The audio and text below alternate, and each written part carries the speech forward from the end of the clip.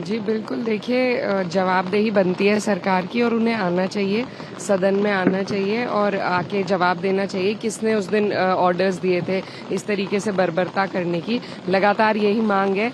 जिस दिन सदन चला उस दिन स्पीकर साहब ने प्रॉमिस भी किया था कि पुलिस एट्रॉसिटी पे बात करें और जवाब भी दिया जाएगा, लेकिन फिर कुछ नहीं हुआ। तो हमारी मांग यही है कि उसमें होम मिनिस्टर या कोई जिम्मेदार व्यक्ति आके जवाब दे और जो वादे किए गए हैं स्टूडेंट से उनकी वादा खिलाफी ना हो। झारखंड में भी बच्चे बहुत प्रोटेस्ट बिल्कुल कर रहे हैं, बहुत परेशान जी, हैं, बहुत पीसफुल प्रोटेस्ट हो रहा है। उनकी बात उठा रहे हैं आप लोग? जी बिल्कुल बिल्कुल। जब सदन चलेगा सभी बच्चों की बात, जो शिक्षा व्यवस्था है हमारे देश की उसमें तो निश्चित रूप से सुधार की बहुत ज़रूरत है और यही कोशिश है कि वहाँ भी जो बच्चे हैं उनकी भी मांग और जो यहाँ पर हुआ उसके बारे में भी बात करनी अब सरकार को चाहिए। लगातार जनता का पैसा बर्बाद हो रहा है, कोई भी नियम कानून नहीं फॉलो हो रहे हैं, हम लोग भी अपने क्षेत्र की समस्या नहीं रख पा रहे, तो सरकार को अपना अहम तोड़ना होगा और जवाब देना चाहिए। फिर से मुस्लिम तुष्टीकरण के नाम पर भारतीय मुसलमानों को कटघरे में खड़े करने की कोशिश की जा रही है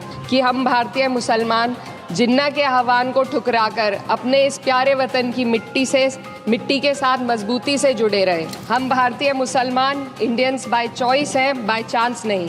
दिल्ली की हवा में सांस लेना मानो रोज 20 सिगरेट पीने जैसा हो। बस संसद से बाहर कदम रखिए, एक गहरी सांस लीजिए। ये चंदन की महक नहीं, ये जहर है जो आपके हमारे फेफड़ों में उतर रहा है।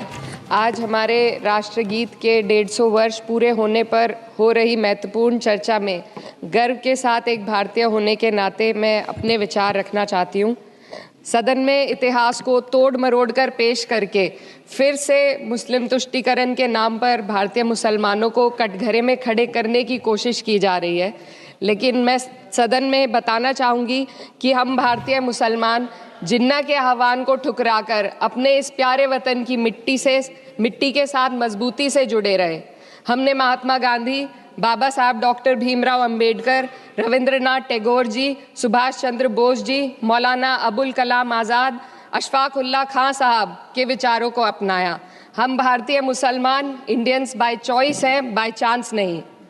वंदे मातरम के किन छंदों को राष्ट्रगीत के तौर पर अपनाया जाए, यह फैसला सर रविंद्रनाथ टैगोर और सुभाष चंद्र बोस जी जैसे नेताओं के परामर्श के बाद हुआ।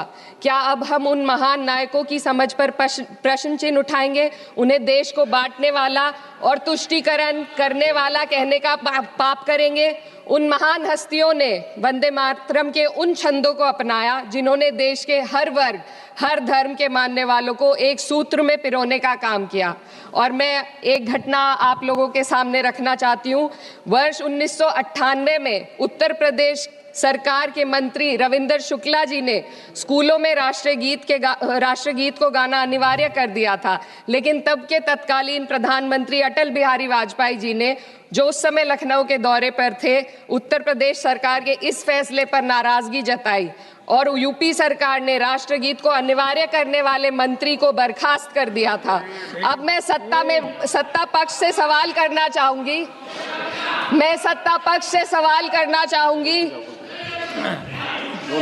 बोलने दीजिए। मैं सत्ता पक्ष से सवाल करना चाहूंगी कि जो विजन आजादी के समय के लोगों का था राष्ट्रगीत को स्वेच्छा पर छोड़ने का, उसी का अनुसरण माननीय अटल बिहारी वाजपेयी जी ने किया, तो क्या वे भी मुस्लिम तुष्टीकरण कर रहे थे? जी नहीं, अटल बिहारी वाजपेयी जी राजधर्म निभा रहे थे। देश में सब धर्मों को एक साथ लाना, सबके जज्बात का एहसास करना ही सबसे बड़ा राष्ट्रवाद है।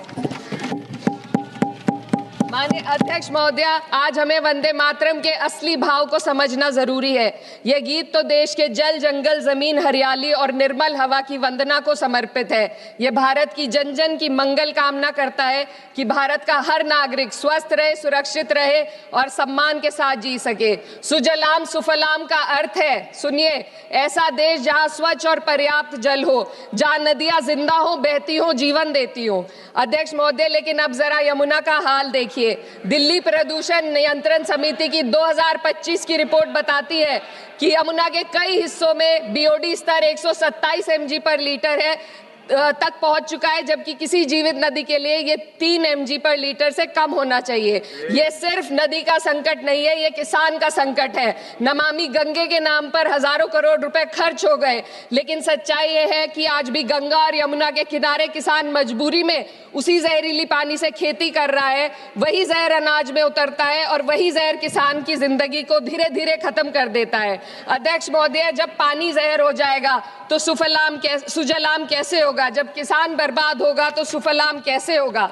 मलयज शीतलम, मलय का अर्थ है मलय पर्वत से बहने वाली ठंडी सुगंधित चंदन जैसी हवा जो जीवन देती है, बीमारी नहीं।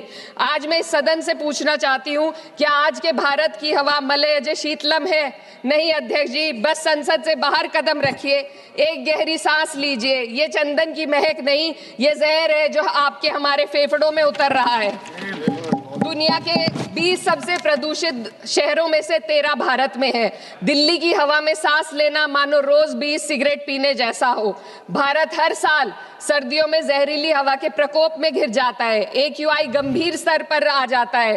ठंडी हवा का सपना अब gas chamber, ma'am 2 minutes, gas chamber की हकीकत बन चुका है। हम वो देश हैं जहां सरकार प्रकृति पर बने गीत का मान मर्दन तो करती है, पर उसी प्रकृति, जंगल, हवा, पेड़ को बचाने वाले कानूनों को धीरे धीरे खुद ही खत्म कर रही है। ये है आज के हमारे मलयज शीतलम की अफसोसजनक सच्चाई। अगर हम हवा को साफ नहीं कर पाए तो न सुजलाम बचेगा न सुफलाम बचेगा। माननीय अध्यक्ष महोदया, सस्य श्यामलम का अर्थ है ऐसा देश जहां उपजाऊ जमीन हो, जहां खेत फसल से भरे हो और किसान कर्ज और निराशा में न डूबा हो। आज किसान सिर्फ मौसम से नहीं लड़ रहा, वह प्रदूषण, नीतियों की बेरुखी और सिस्टम की नाइंसाफी से लड़ रहा है। एक तरफ कॉरपोरेट के लोन माफ होते हैं, दूसरी तरफ किसान को उसकी वाजिब MSP भी नहीं मिल पाती है। आप ग्लोबल सुपर पावर बनने की बात करते हैं, लेकिन हमारी पर कैपिटा इनकम दुनिया में 136वें नंबर पर है। हम अपने छोटे पड़ोसी देश से भी पीछे हैं। हमारे लोग $2,500 तक भी नहीं कमा पा रहे एक साल में, और जिन अरबपतियों की ये रक्षा करते हैं वो इतना पैसा 1 सेकंड में कमा लेते हैं। आज वंदे मातरम को बुनियाद बनाकर राजनीति की जा रही है, लेकिन जमीन पर जंगल पूंजीपतियों को सौंपी जा रही है। आदिवासियों को उनके घरों से उजाड़ा जा रहा है। मातरम में जो मात्रा माता है वे सिर्फ मातृभूमि की वंदना नहीं, वे इस धरती की हर नारी, वे इस देश की हर बेटी, हर महिला के सम्मान की बात भी करता है। लेकिन आंकड़े अगर आप देखेंगे, NCRB की हाल की रिपोर्ट के अनुसार, मैम जसवंत के अनुसार देश में हर वर्ष लगभग 30,000 से अधिक बलात्कार हो रहे हैं। यानी एक दिन में 80 से अधिक महिलाएं यौन हिंसा का शिकार होती हैं, और ये सिर्फ दर्ज मामले हैं। जब जम्मू कश्मीर की एक बच्ची हिंसक अत्याचार का शिकार होती है, जब सत्ता से जुड़े लोगों पर आरोप लगते हैं और कार्रवाई वर्षों लटक जाती है, जब उन्नाव की पीड़िता लखनऊ के दरबार में इंसाफ को लेकर अपनी जान देने पर आमादा होती है, जब बिल्किस बानो के अपराधियों का सरकार के लोग द्वारा स्वागत किया जाता है, तो ये घटनाएं वंदे मातरम की आत्मा पर चोट पहुंचाती है। मैं अध्यक्ष महोदया बस यही कहना चाहती हूँ अपनी बात को अंत में रखते हुए कि वंदे मातरम सिर्फ अतीत की ललकार नहीं, ये वर्तमान की जिम्मेदारी है। ये आत्म मंथन की घड़ी है। यही समय है कि हम वंदे मातरम को सिर्फ नारा नहीं, नीति और जिम्मेदारी बनाए। और अपने जज्बात को मैं आलमा इकबाल साहब के तराना हिंद के साथ इस सदन में रखना चाहती हूँ कि सारे जहां से अच्छा हिंदुस्तान हमारा, हम बुलबुले हैं इसके, ये गुलसिता हमारा, मजहब नहीं सिखाता आपस में बैर रखना, हिंदी है हम, वतन है हिंदुस्तान हमारा। अगर वंदे मातरम मैडम कौमियत का मियार है तो फिर सवाल ये है कि हजरत मोहानी की कौमियत क्या थी जिसने इनकलाब जिंदाबाद का नारा दिया?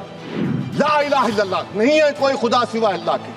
और कुरान में अल्लाह क्या बोल रहा? इय्याका नाबुदु इय्याका नस्तईन, तुम मेरी इबादत करो मुझे मानो। आप गाते हैं, हम नहीं गा सकते हैं, इसकी एक वजह है। आप ये चाहेंगे कि हम भी गाएं, मुमकिन ही नहीं है। वंदे मातरम सिर्फ अतीत की ललकार नहीं, ये वर्तमान की जिम्मेदारी है। यही समय है कि हम वंदे मातरम को सिर्फ नारा नहीं, नीति और जिम्मेदारी बनाए। बहुत बहुत शुक्रिया आपका कि आपने एक अहम मौजू पर मुझे बोलने का मौका इनायत फरमाया। और बड़े अफसोस की बात है कि बड़ी धूमधाम से हुकूमत की तरफ से इस बात को रखा गया, मगर 30 से ज्यादा MP यहाँ पर मौजूद नहीं है। मैडम, पहले तो मैं वजीर आजम की इस बात की मजम्मत करता हूँ और उनको बताना चाहूँगा कि जिना के बारे में उन्होंने जो कहा था, हम तो जिना के सख्त मुखालिफ है, इसलिए भारत को अपना वतन माने। मगर 42 में आपके प्यारे वीर और जिना की पार्टी ने नॉर्थ वेस्ट फ्रंटियर, सिंध और बंगाल में मिलकर हुकूमत चलाई और उस हुकूमत ने 1.5 लाख हिंदू और मुसलमानों को अंग्रेजों की फौज में शामिल कराया ताकि वो लड़े। तो किसी शायर ने अच्छा कहा था वजीर आजम के बारे में कि फरेब देकर जमाने को पारसा ना बनिए, इन्हें कहो कि वो बंदा बने खुदा ना बने, अमीर शहर यही चाहता या हजरत कि हमारी चीख गले में रहे सदा ना बने। दूसरी बात मैडम, हमारे वजीर दिफा जनाब राजनाथ सिंह साहब ने बड़ा ही अजीब व गरीब और तकलीफ दे बात कही उम्मुल मोमिनीन के बारे में और उम्मुल किताब के बारे में। उम्मुल मोमिनीन उनको कहते हैं जो हमारे प्रॉफिट मोहम्मद सल्लल्लाहु अलैहि वसल्लम की वाइफ हैं। वो हम तमाम मुसलमानों की माँ, हम उनको तस्वुर करते हैं, मगर हम उनकी इबादत नहीं करते, हम अपनी माँ की इबादत नहीं करते। उम्मुल किताब कुरान है, हम कुरान की इबादत नहीं करते, कुरान अल्लाह का बिजावा कलाम है। तो उसके बारे में भी शायर ने अच्छा कहा कि खबर नहीं जिन्हें अपने दीन व मजहब की, हमें वो दीन का मतलब सिखाने निकले हैं। अहम बात यह है कि मैडम हमारे मुल्क का आइन का इस लफ्ज से आगाज होता है वी द पीपल। इसका आगाज भारत माता के नाम से नहीं होता है। हमारे संविधान का जो प्रियम्बल है वो क्या कहता है? Liberty of thought, expression, belief, faith and worship.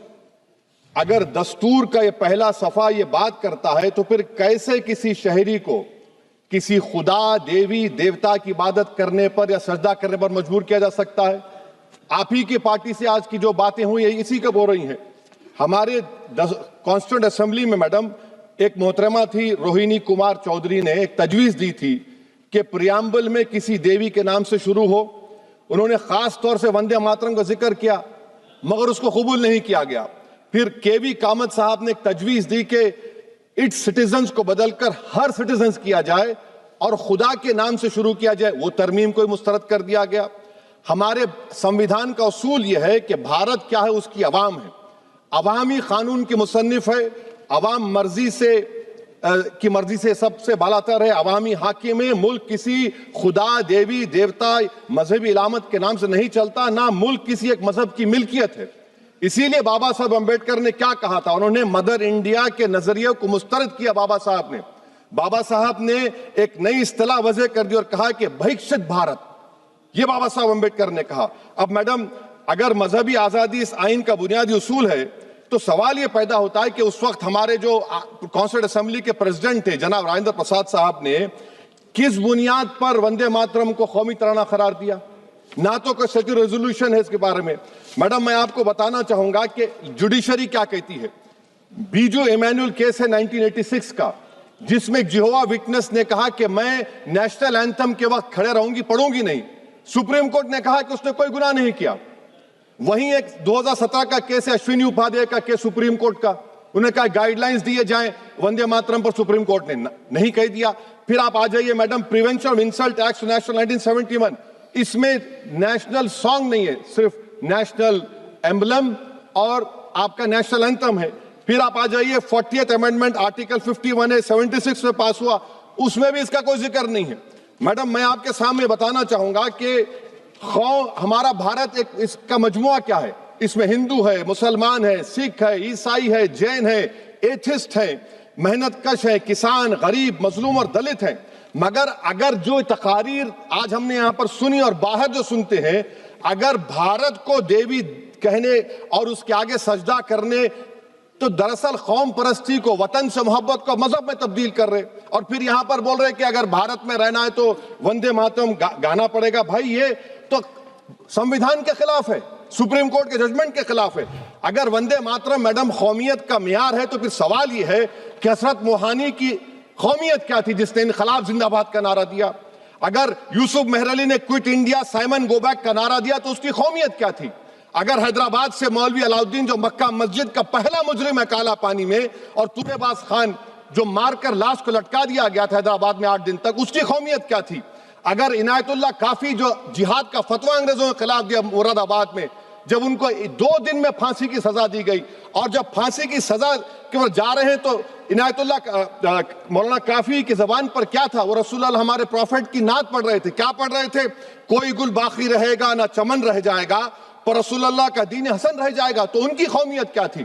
माल्टा की जेल में महमूदुल हसन, हुसैन अहमद मदनी 6 महीने माल्टा की जेल की ग्राउंड में पड़े रहे, उनकी कौमियत क्या थी? अल्लामा फजल खैराबादी का वो सेल काला पानी का पुकार पुकार कर इनसे पूछ रहा है, जो वहीं पर मर गए, खबर वहां पर है, बताओ मेरी कौमियत क्या थी? मैडम, मैं एक मुसलमान हूं, मैं इस्लाम को मानने वाला बावकार इंसान हूं, और मेरे मजहब की बुनियादी तालीम तौहीद है, ला इलाहा इल्लल्लाह, नहीं है कोई खुदा सिवा अल्लाह के। और कुरान में अल्लाह क्या बोल रहा? इय्याका नाबुदु इय्याका नस्तईन, तुम मेरी इबादत करो, मुझे मानो। मुझे कहां से मिल रहा?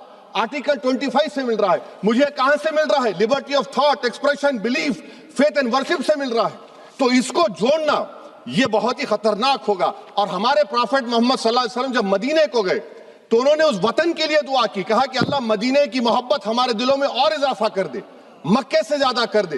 तो ये इस्लाम, मुसलमान होना, हमारे ईमान में मुल्क की मोहब्बत बीच में नहीं आती, और मुल्क से मोहब्बत है और रहेगी हमेशा, क्योंकि ये अजीम कुर्बानियां यहां पर शामिल है जिन्होंने जंग आजादी में हिस्सा नहीं लिया। आज अगर वो वतन की मोहब्बत का दर्ज देंगे तो बड़ा गलत होगा। मैडम, मैं आपके सामने एक चीज पढ़ूंगा। 1937 रविंद्रनाथ टैगोर ने लेटर लिखा सुभाष चंद्र बोस को, मैं सिर्फ, किसी ने नहीं पढ़ा ये। क्या कहा टैगोर साहब ने? But parliament is a place of union for all religious groups and there the song cannot be appropriate. When Bengali Muslims show sign of stubborn fanatism, we regard it intolerable. When we too copy them and make unreasonable demands, it will be self-defeating. ये मैं इसको ले करूंगा madam, आप देख लीजिए। फिर दूसरी तरफ मैडम आप आ जाइए, मैं यहाँ पर बैठकर, हाँ, जितने तकारीर यहाँ पर हुए सब जनगण मन पर तनकीद किए।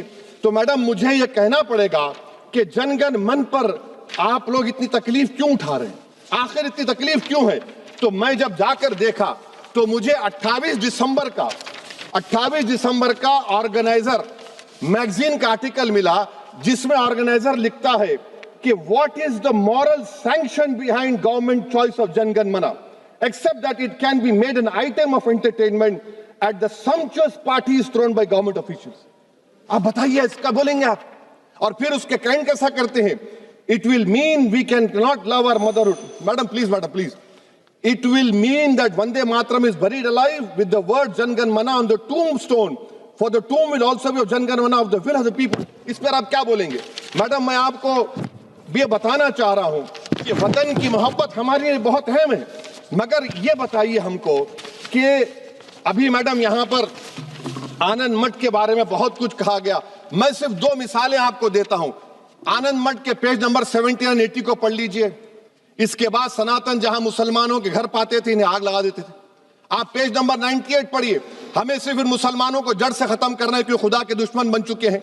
फिर आप पेज नंबर 115-16 दीजिए, फिर मुख्तलिफ इलाकों में मुसलमानों को सदा देने के लिए भेजे जाते, जहां मुसलमान आबादी नजर आती जला दिया जाता। फिर आप देख लीजिए मैडम, सफे नंबर 120 पेज 120, बंकिम लिखते हैं कि सनातियों को मालूम नहीं था कि अंग्रेज हिंदुस्तान को निजात दिलाने वाले हैं। ये आप क्यों कर रहे हैं? अब आप मैडम, मैं आपको पेपर्स दे कर दूंगा। मैडम, भारत में हमारी आजादी इसलिए आई और बरकरार रही कि हमने मुल्क और मजहब को एक चीज नहीं बनाया। हमने ऐलान किया कि हमारी मुल्क मुख्तलिफ तबकात मज़ाहिब पर मुश्तमिल है, हमारे मुश्तरका तकदीर हमारी कौमियत का सरचश्मा है, यह खास जबान सकाफत या मजहब नहीं है। अगर वंदे मातरम का मतन कौम और मजहब को एक बना देता है, अगर हम इसे टेस्ट बनाते हैं वफादारी का, तो फिर मान लीजिए कि यह गांधी, अंबेडकर, टैगोर, बोस और लाखों आजादी के सिपाहियों की सोच को छोड़कर गोडसे की सोच की हिंदू कौमी परस्ताना, मैडम खत्म कर रहा हूं, कौमी हिंदू कौम परस्ताना को इख्तियार करेंगे। मुझे वतन से बेइंतहा मोहब्बत है मैडम, और इंशाल्लाह हमेशा रहेगी, मगर बावजूद इसके कि मेरी मस्जिद, मेरी इबादत गाह, मेरे कपड़े, मेरे कारोबार पर हमले होते, मगर मैं फिर भी कहता हूं कि वतन मेरा, हर वतन को हम छोड़कर नहीं जाएंगे। मगर हुब्बुल वतनी का क्या मुतालबा है? हुब्बुल वतनी ये कहता है कि वतन से मोहब्बत है तो जुल्म को खत्म करो, गरीबी को खत्म करो, बेरोजगारी को खत्म करो, जबर का खात्मा करो, अमन का गहवारा बनाओ, पाकिस्तान की दहशतगर्दी को खत्म करो, एक्सप्लॉयटेशन को रोको, शरारत को रोको, मुल्क के खिलाफ की जाने वाली साजिश खत्म करो। मैडम, भारत एक चमन है जहां पर हर फूल को खिलना चाहिए, और अगर कोई इस फूल के अगर पूरे फूल खिलेंगे तो उसकी खुशबू से ये वतन मौतर होगा, मगर अगर इस चमन का माली ये कहेगा कि एक ही फूल खिलेगा, तो मैं जिम्मेदारी के साथ कह रहा हूं, अगर एक ही फूल खिलेगा तो वो सहरा बन जाएगा और माली नहीं रहेगा, वो जल्लाद कहलाएगा। तो इसीलिए मैडम, हम उम्मीद करते हैं कि हुकूमत इस पर जोर जबर ना करे, मेरा राइट है। यकीनन मैं जानता हूं कि आजादी के लड़ाई में वंदे मातरम का नारा था, मगर अगर आप इसको जबर करेंगे तो ये संविधान के खिलाफ है। वफादारी का सर्टिफिकेट हमसे मत लीजिए, मैडम खत्म कर रहा हूं। वफादारी का सर्टिफिकेट हमसे मत लीजिए। आपके बुजुर्गों के कोई एक किताब में लिख के क्या लिखा है बता दीजिए, कहां पर क्या लिखा हुआ है। तो मैडम मैं इस शेर पर अपनी बात को खत्म कर रहा हूं मैडम। मैं इस शेर पर अपनी बात को खत्म कर रहा हूं मैडम। मैं अपनी बात को खत्म कर देता हूं मैडम, क्योंकि आप बहुत जल्दी में हैं।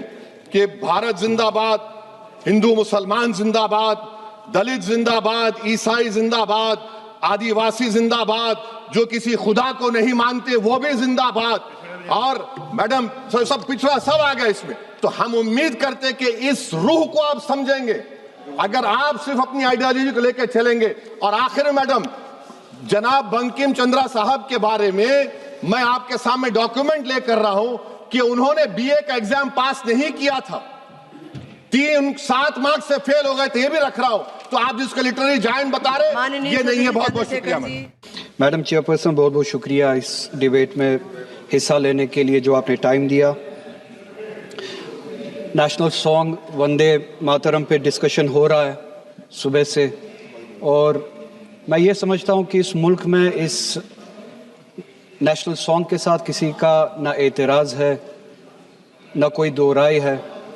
एहतराम है हर किसी का इस सॉन्ग को लेके, मगर मसला सिर्फ तब पेश आता है जब जो तकरीरें सुबह से इस तरफ से हुई बीजेपी की तरफ से और लाइक माइंडेड जो इनकी पार्टीज़ है, जब ये कहा गया कि हिंदुस्तान में रहना है तो वंदे मातरम गाना है। ये कहा गया कि आप तभी इस मुल्क के बाशिंदे हो जब आप ये गाना गाओगे। एतराज़ तब शुरू होता है। आप वंदे मातरम को नेशनल सॉन्ग मानते हैं, हम सब मानते हैं, आप गाते हैं, हम नहीं गा सकते हैं। इसकी एक वजह है, और उस वजह की आज़ादी हमें इस मुल्क के आईन ने ही दी है। कभी कभार कुछ मामलों में दो चीज़ों के दरमियान क्लैश होता है, एक नेशनल कॉन्सेप्ट और आपकी रिलीजियस फेथ, और ये यूनिवर्सल है, इटर्नल फैक्ट है। चाहे किसी भी मजहब से कोई भी वाबस्ता हो, मुसलमान हो, हिंदू हो, सिख हो, वो इटर्नल आइडेंटिटी अपने मजहबी अकीदों को मानता है, वो प्रायोरिटी अपने मजहबी अकीदों को देता है। मैं एक छोटी सी एग्जांपल दूंगा। इस मुल्क में सिटीजनशिप छोड़ने की तादाद लाखों में है पिछले कुछ सालों से। उसमें मेजॉरिटी हिंदू धर्म से वाबस्ता लोग हैं जिन्होंने दूसरे मुल्कों में सिटीजनशिप ली और इस मुल्क की सिटीजनशिप को वॉलंटियरली छोड़ा। मगर जब उन्होंने अपनी इस टेम्परेरी आइडेंटिटी को तब्दील किया, नेशनैलिटी को तब्दील किया, क्या उन्होंने अपनी रिलीजियस आइडेंटिटी को तब्दील किया? क्या वो हिंदू से किसी और मजहब में तब्दील हुए? नहीं, उन्होंने तब टेम्परेरी आइडेंटिटी को तब्दील किया, मगर इटर्नल आइडेंटिटी को उन्होंने थामे रखा, क्योंकि वो उनके लिए इटर्नल आइडेंटिटी है। मजहब, धर्म इटर्नल आइडेंटिटी है, इटर्नल बिलीफ है। हम कल सब चले जाएंगे इस दुनिया से, पासपोर्ट, आधार कार्ड यहीं पे छोड़ के चले जाएंगे। ये जब चले जाएंगे अपने साथ अपने धार्मिक काम जो काम किए हैं वो साथ में ले जाएंगे। पासपोर्ट और आधार कार्ड, नेशनैलिटी अपने साथ नहीं लेंगे। जब मैं इस दुनिया से चला जाऊंगा, पासपोर्ट, आधार कार्ड, ये टेम्परेरी आइडेंटिटी यहीं पे रह जाएगी। मेरी इटर्नल आइडेंटिटी, मेरी मजहबी आइडेंटिटी, मेरे मजहब के अकायद मेरे साथ चलेंगे, जिस तरह इनके साथ चले जाएंगे। वो इटर्नल आइडेंटिटी है। और जब ये क्लैश सामने आता है, तब हमें कॉन्स्टिट्यूशन ही ये आजादी देता है कि आपकी रिलीजियस फंडामेंटल जो फ्रीडम है, आप उस रिलीजियस फ्रीडम को इस मुल्क में कॉन्स्टिट्यूशन के हवाले से उस रिलीजियस फ्रीडम को एक्सरसाइज कर सकते हैं। और वंदे मातरम का जब मसला पेश आता है, जब यह कहा जाता है कि आपको यह जबरदस्ती गाना पड़ेगा, हम तब यह कहते हैं कि आप गाए, हम एहतराम देते हैं। नेशनल सॉन्ग है, हम उसका भी एहतराम करते हैं, उसमें दो राय नहीं है। आप गाए, हम एहतराम के लिए खड़े हो जाएंगे। मगर आप ये चाहेंगे कि हम भी गाए, मुमकिन ही नहीं है, हो ही नहीं सकता है। आप चाहेंगे, अब सब्र करो, सुबह से इतने लोग बोलते आ रहे हैं प्लीज चेयर को एड्रेस करें आप। तो जवाब सुनने का भी मादा रखा करो। आप गाइए, आप बोलिए नेशनल सॉन्ग है, आप बोलिए नेशनल सॉन्ग है, कोई दो राय उसमें नहीं है, मगर हम पे थोपिए मत। कॉन्स्टिट्यूशन इस चीज की हमें आजादी देता है और आप खुद कहते हैं कि वंदे मातरम गाने की इजाद ही आजादी के लिए हुआ बेशक हो। आजादी किस चीज के लिए? आजादी इस चीज के लिए हिंदू के हिंदू होने की आजादी, और इसी तरह से मुसलमान के मुसलमान होने की आजादी, सिख के सिख होने की आजादी, और वो आजादी आप मुझसे छीन नहीं सकते हैं, किसी भी नाम पे नहीं छीन सकते, किसी भी दबाव में नहीं छीन सकते, किसी भी सिख से उसके मजहब की आजादी नहीं छीन सकते, किसी भी हिंदू से उसकी मजहब की आजादी नहीं छीन सकते, और किसी भी मुसलमान से उसके मुसलमान होने की आजादी नहीं छीन सकते। कोई भी दबाव मुझे मजबूर नहीं कर सकता है। आप गाइए और हमें वो आजादी दे दीजिए। ये मजहबी आजादी मुझे आपसे दूर नहीं करता। वही मजहब जो मुझे ये कहता है कि लकुम दीनकुम वलिय दीन, आपके लिए आपका दीन, मेरे लिए मेरा दीन, जिसको कॉन्स्टिट्यूशन ने आजादी दी ये कह के कि फंडामेंटल राइट है रिलीजियस फ्रीडम। हमारा कॉन्स्टिट्यूशन हमारे कुरान की उसी आयत की तर्जुमानी करता है। 2 मिनट दे दीजिए मैडम। तर्जुमानी करता है कि आप अपने दीन पे चलिए, हमें अपने दीन पे अमल करने की आजादी दे दीजिए। आप ही की तरफ बात जबरदस्ती की है, बात किसी और चीज की नहीं है। और ये डिबेट, मुझे पता है ज्यादा वक्त नहीं मिलेगा, बस 1 मिनट में मैं पूरा कर रहा हूं। और ये डिबेट सिर्फ और सिर्फ इसलिए हो रहा है कि जब हिंदुस्तान का हिंदू हो, मुसलमान हो, सिख हो, इनसे पीने के लिए साफ पानी मांगे, सांस लेने के लिए साफ हवा मांगे, रोजगार मांगे, जब इनसे महंगाई के खिलाफ, महंगाई के बारे में जवाब मांगे, जब इनसे रोजगार मांगे, तब ये सिर्फ ये बोल सके कि रोजगार के बारे में बात मत करो। वो देखो मुसलमान, हमने उसको मजबूर किया वंदे मातरम गाने के लिए। वो देखो मुसलमान, हमने उसकी मजहबी आजादी को खत्म किया। इस आड़ में, मुसलमान को दबाने की आड़ में आप अपनी नालायकी छुपाना चाहते हो और इस मुल्क में राज करना चाहते हो, उसकी कुर्बानी बनाना चाहते हो मुसलमान को। और मुसलमान इस बेगैरती का कुर्बान कभी होगा नहीं। हमने इस मुल्क की आजादी के लिए भी खून दिया है और इस मुल्क में आजादी को बचाने के लिए भी अगर खून देना पड़े हम देंगे। आज हमारे राष्ट्रगीत के 150 वर्ष पूरे होने पर हो रही महत्वपूर्ण चर्चा में गर्व के साथ एक भारतीय होने के नाते मैं अपने विचार रखना चाहती हूँ। सदन में इतिहास को तोड़ मरोड़ कर पेश करके फिर से मुस्लिम तुष्टीकरण के नाम पर भारतीय मुसलमानों को कटघरे में खड़े करने की कोशिश की जा रही है। लेकिन मैं सदन में बताना चाहूंगी कि हम भारतीय मुसलमान जिन्ना के आह्वान को ठुकराकर अपने इस प्यारे वतन की मिट्टी के साथ मजबूती से जुड़े रहे। हमने महात्मा गांधी, बाबा साहब डॉक्टर भीमराव अंबेडकर, रविंद्रनाथ टैगोर जी, सुभाष चंद्र बोस जी, मौलाना अबुल कलाम आजाद, अशफाक उल्लाह खां साहब के विचारों को अपनाया। हम भारतीय मुसलमान इंडियंस बाय चॉइस हैं, बाय चांस नहीं।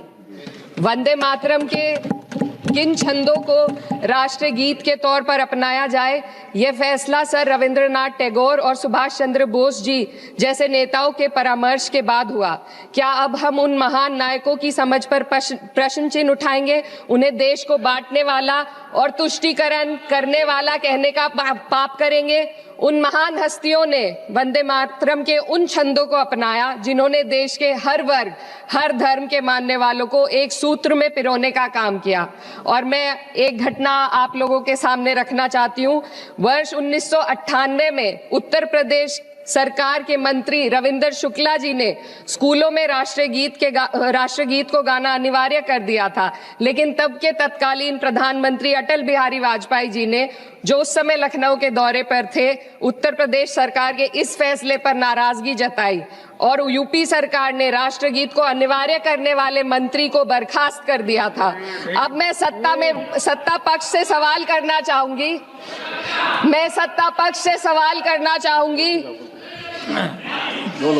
बोलने दीजिए। मैं सत्ता पक्ष से सवाल करना चाहूंगी कि जो विजन आजादी के समय के लोगों का था राष्ट्रगीत को स्वेच्छा पर छोड़ने का, उसी का अनुसरण माननीय अटल बिहारी वाजपेयी जी ने किया, तो क्या वे भी मुस्लिम तुष्टीकरण कर रहे थे? जी नहीं, अटल बिहारी वाजपेयी जी राजधर्म निभा रहे थे।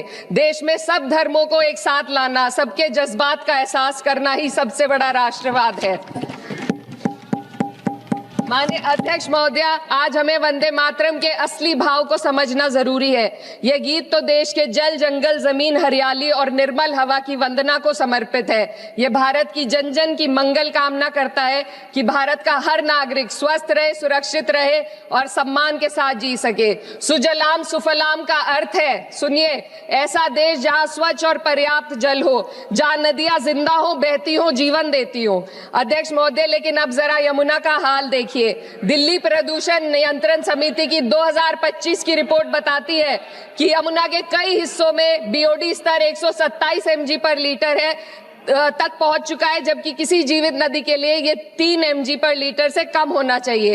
ये सिर्फ नदी का संकट नहीं है, ये किसान का संकट है। नमामि गंगे के नाम पर हजारों करोड़ रुपए खर्च हो गए, लेकिन सच्चाई ये है कि आज भी गंगा और यमुना के किनारे किसान मजबूरी में उसी जहरीली पानी से खेती कर रहा है। वही जहर अनाज में उतरता है और वही जहर किसान की जिंदगी को धीरे धीरे खत्म कर देता है। अध्यक्ष महोदय, जब पानी जहर हो जाएगा तो सुजलाम कैसे होगा? जब किसान बर्बाद होगा तो सुफलाम कैसे होगा? मलयज शीतलम, मलय का अर्थ है मलय पर्वत से बहने वाली ठंडी, सुगंधित, चंदन जैसी हवा जो जीवन देती है, बीमारी नहीं। आज मैं इस सदन से पूछना चाहती हूँ, क्या आज के भारत की हवा मलयज शीतलम है?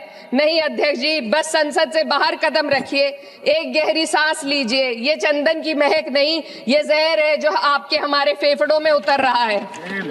दुनिया के 20 सबसे प्रदूषित शहरों में से 13 भारत में है। दिल्ली की हवा में सांस लेना मानो रोज 20 सिगरेट पीने जैसा हो। भारत हर साल सर्दियों में जहरीली हवा के प्रकोप में घिर जाता है। AQI गंभीर स्तर पर आ जाता है। ठंडी हवा का सपना अब gas chamber, ma'am 2 minutes, gas chamber की हकीकत बन चुका है। हम वो देश हैं जहां सरकार प्रकृति पर बने गीत का मान मर्दन तो करती है, पर उसी प्रकृति, जंगल, हवा, पेड़ को बचाने वाले कानूनों को धीरे धीरे खुद ही खत्म कर रही है। ये है आज के हमारे मलयज शीतलम की अफसोसजनक सच्चाई। अगर हम हवा को साफ नहीं कर पाए तो न सुजलाम बचेगा, न सुफलाम बचेगा। माननीय अध्यक्ष महोदय, सस्य श्यामलम का अर्थ है ऐसा देश जहां उपजाऊ जमीन हो, जहां खेत फसल से भरे हो और किसान कर्ज और निराशा में न डूबा हो। आज किसान सिर्फ मौसम से नहीं लड़ रहा, वह प्रदूषण, नीतियों की बेरुखी और सिस्टम की नाइंसाफी से लड़ रहा है। एक तरफ कॉर्पोरेट के लोन माफ होते हैं, दूसरी तरफ किसान को उसकी वाजिब MSP भी नहीं मिल पाती है। आप ग्लोबल सुपर पावर बनने की बात करते हैं, लेकिन हमारी पर कैपिटा इनकम दुनिया में 136वें नंबर पर है। हम अपने छोटे पड़ोसी देश से भी पीछे हैं। हमारे लोग $2,500 तक भी नहीं कमा पा रहे एक साल में, और जिन अरबपतियों की ये रक्षा करते हैं वो इतना पैसा एक सेकंड में कमा लेते हैं। आज वंदे मातरम को बुनियाद बनाकर राजनीति की जा रही है, लेकिन जमीन पर जंगल पूंजीपतियों को सौंपी जा रही है। आदिवासियों को उनके घरों से उजाड़ा जा रहा है।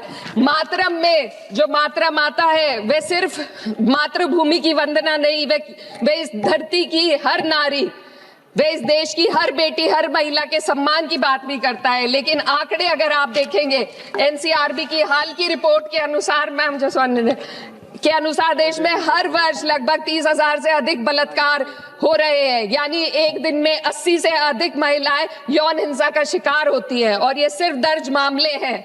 जब जम्मू कश्मीर की एक बच्ची हिंसक अत्याचार का शिकार होती है, जब सत्ता से जुड़े लोगों पर आरोप लगते हैं और कार्रवाई वर्षों लटक जाती है, जब उन्नाव की पीड़िता लखनऊ के दरबार में इंसाफ को लेकर अपनी जान देने पर आमादा होती है, जब बिल्किस बानो के अपराधियों का सरकार के लोग द्वारा स्वागत किया जाता है, तो ये घटनाएं वंदे मातरम की आत्मा पर चोट पहुंचाती है। मैं अध्यक्ष महोदया बस यही कहना चाहती हूँ अपनी बात को अंत में रखते हुए कि वंदे मातरम सिर्फ अतीत की ललकार नहीं, ये वर्तमान की जिम्मेदारी है। ये आत्म मंथन की घड़ी है। यही समय है कि हम वंदे मातरम को सिर्फ नारा नहीं, नीति और जिम्मेदारी बनाएं।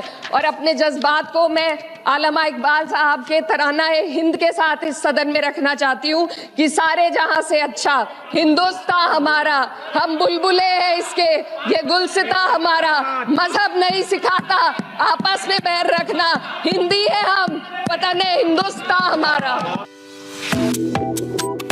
Subscribe to One India and never miss an update. Download the One India app now. टूटा हुआ लश्कर का भरम देख रहे हैं और जिल्ले इलाही के करम देख रहे हैं। ताकत का नशा अक्ल पे हावी है तुम्हारी, तुम देख न पाओगे जो हम देख रहे हैं। एक दिन अपनी किसी मजदूर की तरह अपनी दिन भर की दिहाड़ी लेकर के बाजार जाइए और अपने बच्चों के लिए राशन खरीदिए, तब पता चलेगा कि महंगाई कम हो रही है या नहीं हो रही है। यवतमाल का वो दाभड़ी गांव जहां 20 मार्च 2014 को वो किसानों के साथ चाय पर चर्चा करने गए थे, उसी यवतमाल में पिछले 6 महीने में 132 किसानों ने आत्महत्या की है। मेरा बहुत भावुकता के साथ देश के प्रधानमंत्री से सवाल है कि इन उजड़ते हुए मकानों और बेघर होते हुए घरों को देख करके आपको नींद कैसे आती है, आप सो कैसे पाते हैं? 83 मिनट 71 बार थपथपाई गई मेज, 14,417 शब्दों का बजट भाषण और उस बजट में अपने लिए राहत तलाशती मिडिल क्लास की हैरत ज़दा आंखें। सभापति महोदय, मेरे हाथों में जो दस्तावेज है, दरअसल ये देश के किसानों, गरीबों, मजदूरों की उम्मीदों का स्मारक है। ऐसा लग रहा है जैसे वित्त मंत्री महोदया ने बजट नहीं तैयार किया है, बल्कि प्रधानमंत्री जी की मन की बात का संकलन तैयार किया है।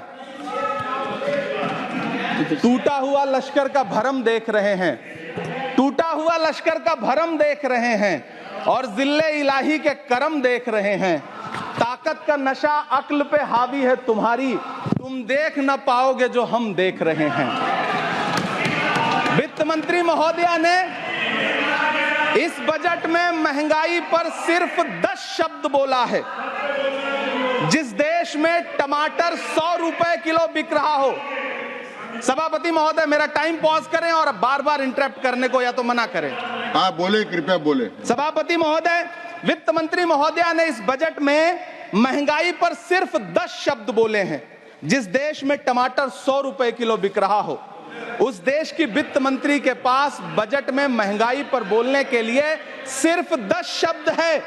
डीजल, पेट्रोल, आटा, चावल, दाल, सब्जी की महंगाई का तो कोई जिक्र ही नहीं। सावन चल रहा है तो प्याज और लहसुन का दाम पूछना तो शायद पाप होगा। मैंने तो यह भी सुना है कि वित्त मंत्री जी जो चीज खुद नहीं खाती हैं, उसके दाम से उनका कोई लेना देना नहीं होता। लेकिन इस बार बजट पेश करने के लिए पार्लियामेंट आने से पहले वित्त मंत्री जी ने दही और चीनी खाई थी। अब तो उनसे यह पूछा जा ही सकता है कि उन्हें दही, दूध और चीनी का रेट तो इन दिनों पता ही होगा। क्या उसे सस्ता करवाएंगी या नहीं सस्ता करवाएंगी? अगर पता है तो कृपया सस्ता करवाइए, क्योंकि इसी चीनी ने अमेठी में एक मंत्री महोदया का राजनीतिक कैरियर कड़वा कर दिया। सभापति महोदय, अपने शीश महलों में बैठे हुए सरकार के सांसद और मंत्री कह रहे हैं कि महंगाई कम हो रही है। संसद की कैंटीन से बाहर निकल करके एक चाय का कप खरीदिए, तब समझ में आएगा कि महंगाई कम हो रही है या बढ़ रही है।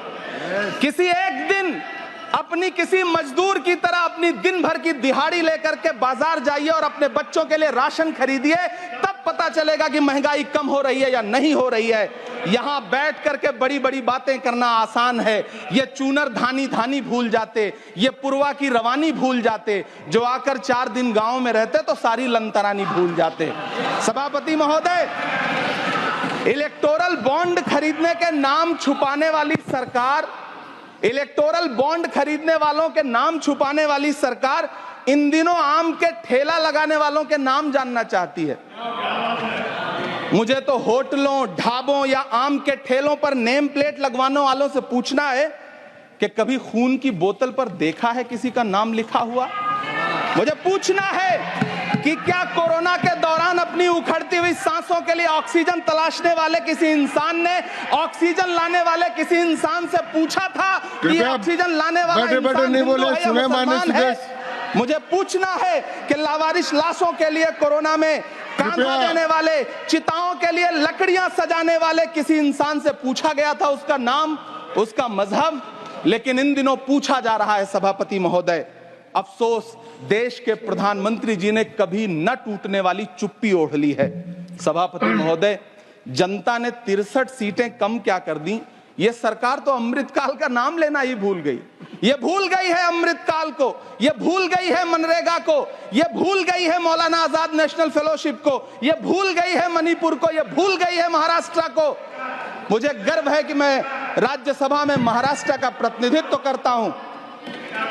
महाराष्ट्र जो देश की आर्थिक राजधानी है, जो टोटल कॉर्पोरेट टैक्स का 40%, इनकम टैक्स का 32% और जीएसटी का 20% इस देश को देता है, उस महाराष्ट्र के लिए इस बजट में एक शब्द नहीं है। आप बैठ जाए सभापति महोदय, आखिर महाराष्ट्र से किस बात का बदला लिया जा रहा है? महाराष्ट्र ने लोकसभा चुनाव में बाबा साहब अम्बेडकर के संविधान को बचाने के लिए वोट क्या कर दिया?